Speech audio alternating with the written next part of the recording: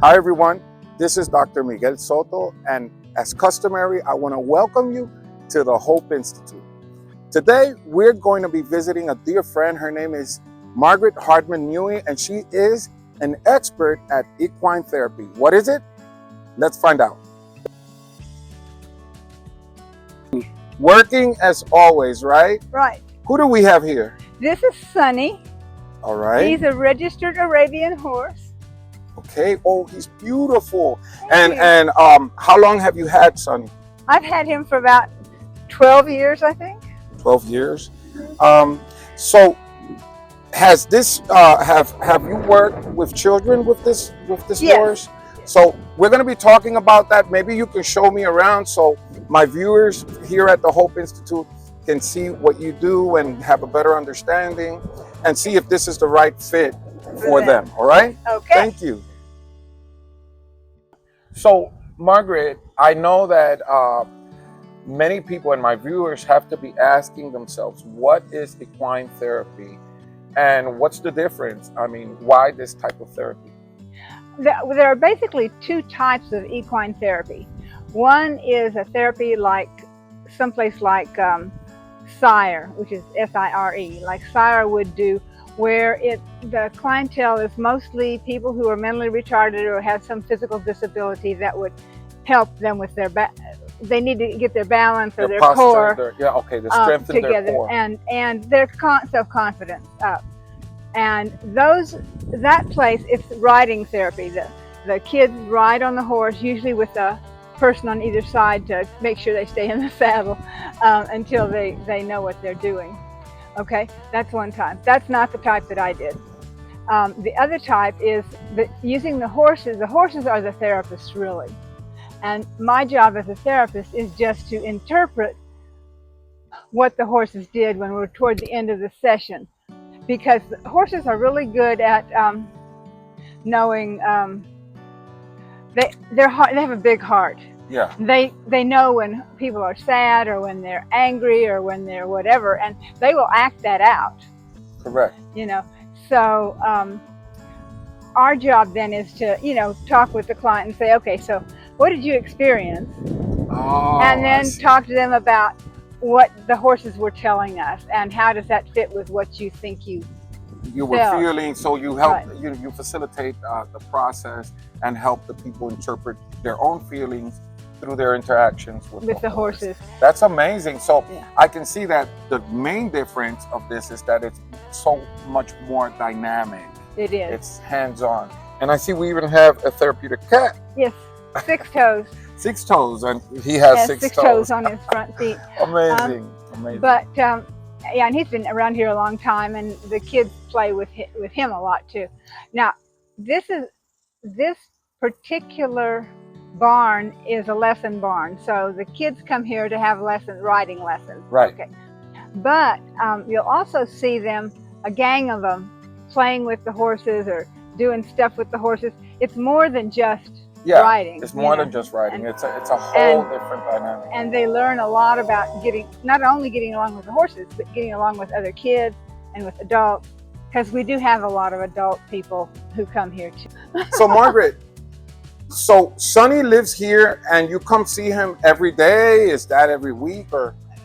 Maybe 3 or 4 times a week. Oh my God. So, and you were saying that you've had him since he was? 4. 4. And he's how old now? He's 12. 12. No, wow. Maybe he's 15. So I know we're going to get into it.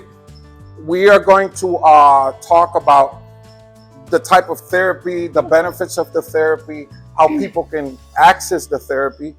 And you've been working therapy with children, you said, for how long? And adults. Oh, and adults as well? And adults and families. Wow. So how is it, what kind of therapy would you do with a horse and a family? I'm not. Okay. I'll give you an example. One of the families I had was a Hispanic family, an older woman and her daughter and the 2 kids. The kids were adults. Mm-hmm. And they were grieving the loss of their father. Oh, wow. And There was a lot of hard feelings though, because there'd been a divorce in there, and then he hadn't come to see the boy child like he said he would. Oh, And you wow. know, so there was a lot of stuff going on.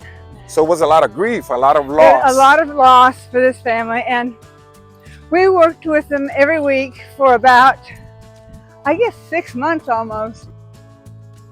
So, Margaret, you know, as a therapist, sometimes, you know, that during the phase that when we're getting trained and we're going to school, many people have like this romanticized vision of what they're going to be doing out in the field. Did you ever imagine that you would be working with horses and providing therapeutic services to individuals through your work with animals? Interestingly enough, I wrote my master's thesis on the use of animals as therapeutic tools back in 1980. There was not a lot of work being done at that time, so it wasn't, my book review was like minuscule. Right, there wasn't a lot of There work out wasn't a lot there. of work out there. And so then I always thought, well, okay, I'd like to do this, but no one's doing it, so whatever. So I did a lot of other work, and then I retired and I got Sonny and we came out there high six. I definitely have to ask you this, right? You know that therapeutic work, we learn in school, what is not documented never happened. Yes. So when you work with animals and individuals in such a dynamic form, how does that documentation, how do you capture that documentation?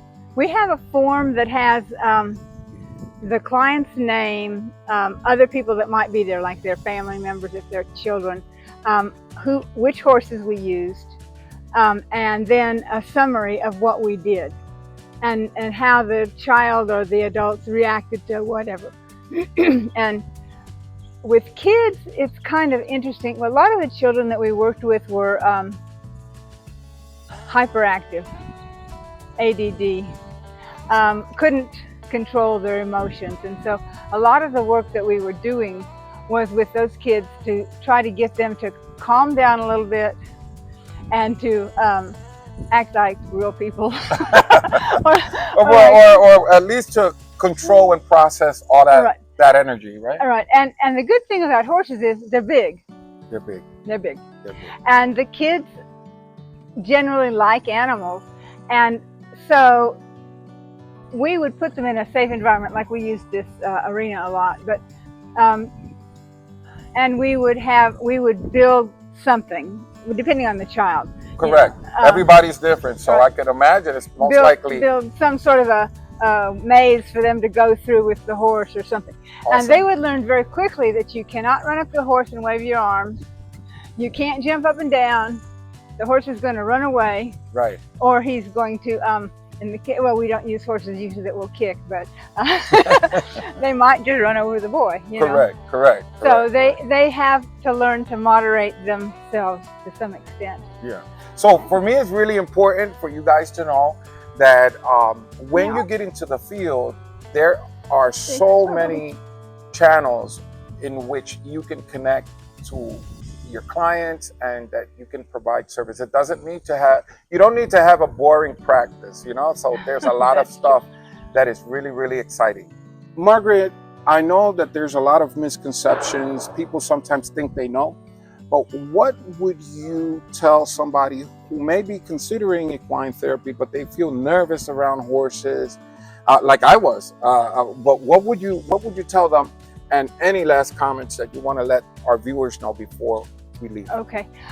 The horses that we use in our equine therapy are ones that are well behaved, not likely to, it's like a kid can crawl under Sonny, ride him if they want to, they can get under his back legs and he's not going to kick them. Oh wow. You know, that's amazing. And mostly he's going to want to eat.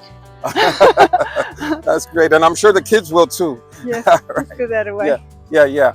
So, Margaret, I want to thank you for your time. I know you're a busy woman. If there's anything you want to let my viewers know, tell them now because we're about to leave. All right. Okay. if you're interested, there are a number of places. I've given Mike a list in the Houston area where you can volunteer, learn more about this. There are 3 or 4 different places in the area that do training. Right. And that's important because you need to. You need to.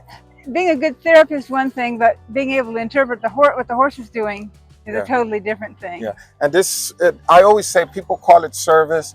I just call it love. And when you work with this environment, you can't help it. You feel part of something bigger than you. I am Dr. Miguel Soto, and I want to remind you that you are not alone. Don't forget to like and follow us on TikTok, Instagram, YouTube, or Facebook to learn more. At the H.O.P.E Institute, we believe in you.